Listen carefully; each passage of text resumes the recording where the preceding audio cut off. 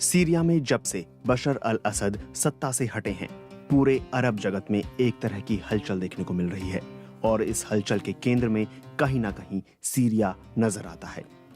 असद शासन के दौरान सीरिया ईरान और रूस के बेहद करीब रहा, लेकिन अब वो सऊदी अरब और पश्चिमी जगत के नजदीक जाता दिख रहा है और इसकी वजह है सऊदी अरब की कोशिश। सऊदी अरब ने हाल ही में अपनी राजधानी रियाद में एक बड़े सम्मेलन का आयोजन किया। सऊदी मीडिया के मुताबिक इसमें जॉर्डन, लेबनान, मिस्र, इराक और तुर्की के साथ साथ America, Britain, Spain, Italy, Germany, यूरोपीय संघ और संयुक्त राष्ट्र के प्रतिनिधि भी शामिल हुए। असद के कुर्सी से हटने के बाद सीरिया को लेकर यह पहला बड़ा सम्मेलन था। इस सम्मेलन में सऊदी अरब के विदेश मंत्री प्रिंस फैसल बिन फरहान ने सीरिया पर लगे प्रतिबंध हटाने की मांग की। प्रिंस फैसल ने कहा कि सीरिया पर लगाए गए एक तरफा और अंतर्राष्ट्रीय प्रतिबंधों को हटाने पर हमने जोर दिया है, क्योंकि इनकी वजह से सीरियाई लोगों के विकास और पुनर्निर्माण की आकांक्षाओं में बाधा खड़ी हो रही है। इस बैठक में सीरिया के नए विदेश मंत्री असद हसन अल शैबानी ने भी हिस्सा लिया। वैसे एक सवाल ये उठता है कि सीरिया के प्रति सऊदी अरब इतनी दिलचस्पी क्यों दिखा रहा है और इस काम में वो इतना आगे क्यों है। बशर अल असद के शासन तक सऊदी अरब और सीरिया के रिश्ते काफी उतार चढ़ाव भरे थे।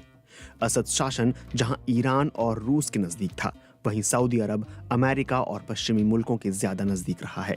दूसरी ओर सीरिया सुन्नी मुस्लिम बहुल देश है, जिसका शासन हाल तक बशर अल असद के हाथों में था, जो कि अलावी समुदाय से आते हैं। ये समुदाय शिया इस्लाम को मानता है और सीरिया में सबसे पिछड़ा समुदाय माना जाता था।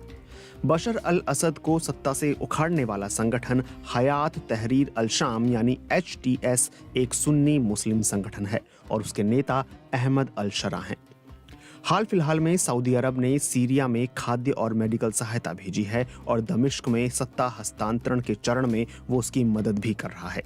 वॉशिंगटन में अरब गल्फ स्टेट्स इंस्टीट्यूट की एना जैकब्स कहती हैं कि रियाद में हुआ सम्मेलन ये संदेश देता है कि सऊदी अरब सीरिया को वापस खड़ा करने के लिए हो रही क्षेत्रीय कोशिशों में खुद को आगे रखना चाहता है। रक्षा विशेषज्ञ अब्दुल रज्जाक कहते हैं कि मैं यहाँ एक बहुत महत्वपूर्ण बिंदु पर ध्यान दिलाना चाहता हूँ। सऊदी अरब के विदेश मंत्री ने अपने बयान में लोकतंत्र या चुनाव को लेकर नहीं, बल्कि स्थिरता और सुरक्षा पर बात की है। सऊदी अरब और तुर्की जैसे देश स्थिरता, विकास और सुरक्षा को लेकर चिंतित हैं।